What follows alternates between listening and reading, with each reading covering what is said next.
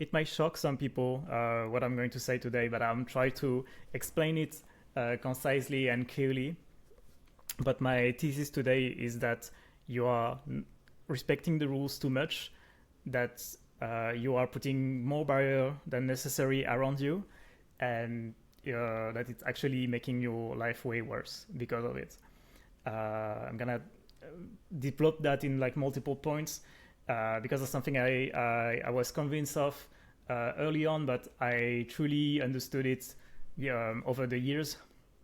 At first, I was very afraid of, like, for example, institution laws, etc. But it turns out it's way more flexible than people imagine, and I'm still learning on that. So this is a bit of a message to my younger self around it. My first example, for example, would be a very, very touchy subject online is about piracy. I think if you assess the risk you have when it comes to it, is like very low. First of all, there is really, really few people who got in trouble for it, and you can like do very basic things like having a VPN or using public Wi-Fi or things like that allows you to bypass a lot of problem you might have, even though it's very unlikely.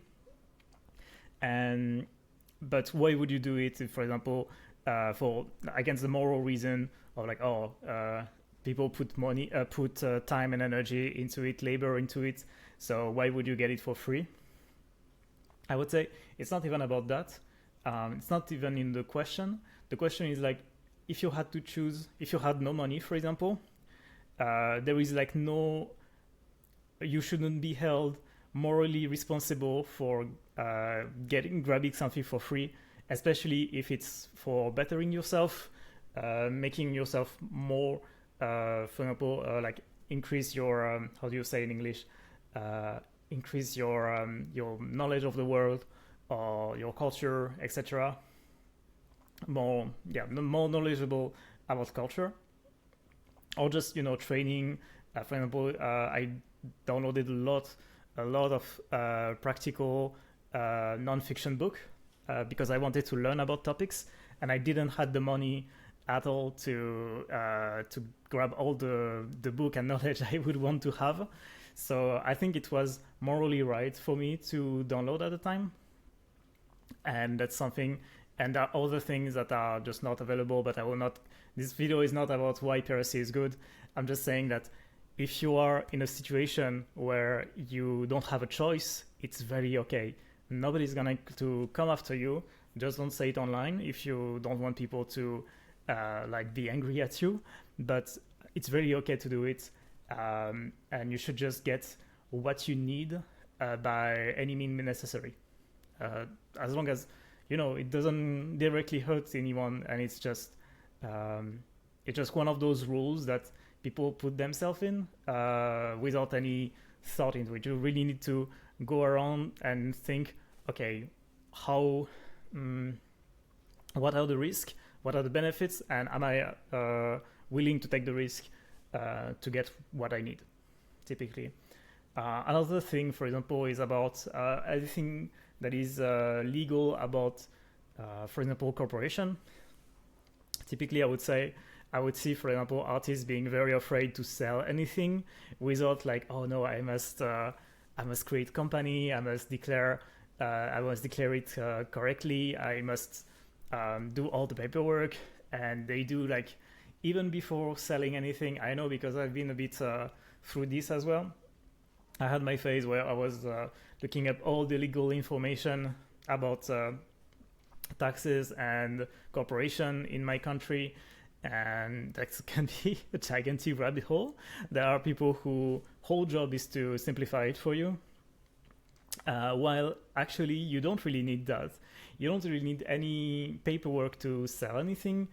Well, I mean, do it at your own risk. But I'm pretty sure that in most countries you can declare your revenue and open a corporation for the year before.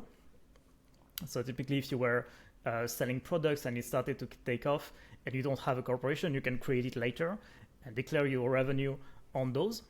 That's at least how I understand it. Of course, do your own research on it. But it's just saying that it shouldn't be that overthinking and that zealous obsession with following the rules shouldn't be something that prevents you from, for example, starting a business or starting selling things online, anything like that. You shouldn't be held back by it, especially if you can do everything legally at the same time. Of course, don't cheat on your taxes. That's not what I'm saying. It's just don't think you need everything in order to start doing the thing you want. Another example where I was guilty of it, of being too obsessed about the rules and contract myself, while it wasn't really necessary. So at my previous job, the one I'm leading right now, so it's a programming contract, and there was a clause that was specifically aimed towards side businesses. So you couldn't do any side activities, money generating activities on the side while you were working for that company, and it was clearly stipulated. Reason being, like, for example, non-competing, but even non-competing wasn't allowed. And I was very afraid of it when I signed the contract. So what I did is like asking for the clause to be modified so that I can do art online. Typically, I don't do commission, but for example, I wanted to open my shop at this time, and this allowed me to do it with clear conscience. And recently, actually, I learned that one of my colleagues had like 2 businesses on the side. So 2 web businesses, like not really competing, but still working or like on the web, just like the thing we were doing. And he was also doing some freelance work directly competing on the side. And it was very clear with the boss that he was doing that. He said that clearly. He didn't change his contract at all. And it was all okay. It was just like a handshake agreement about it, and there was no issue. So while at the same time, I was very scared to have one clause that was too restrictive for me, and that I might in the future do something related to making money with my art. And that's just freaked me out, while at the same time, just a handshake agreement would have been enough. Something to understand, I wish I knew before, is that an employment contract is not, I mean, it's legally binding, but it's not law. You're not going to prison if you break it. Unless you have like very bad, what is it called? If you break an NDA, or if you, there is a few cases where you can get in trouble. But in general, the worst thing that will happen to you is just getting fired. And even then, like, companies don't want to fire you most of the time. They put a lot of money and resources into training you, and you might be very valuable in the company, so they might not just fire you on the spot. They might want to talk before, and even then you really have nothing to fear basically around that. The worst thing maybe is if you were, for example, doing very bad stuff, you could be blacklisted in an industry. But even then, like, you would need to really, really push it for very far to like, for example, exfiltrating company secrets and doing insider trading, like, which is like, you don't do that, which is illegal. That's one of the rules you don't want to break. But for anything like minor around it, like just having a side business or getting another employment if you after hours, things like that, you're not gonna, or even like if you were to be overemployed, which I will not. I don't want to have 2 jobs at the same time, but legally, nothing is gonna happen to you except worst case scenario, being fired, and it's really okay. You can survive that. Once again, okay, I'm gonna recap here because I really want you to understand that in life you have rules like this, but actually see it as risk. So what do you risk for a given action, and what do you get in return?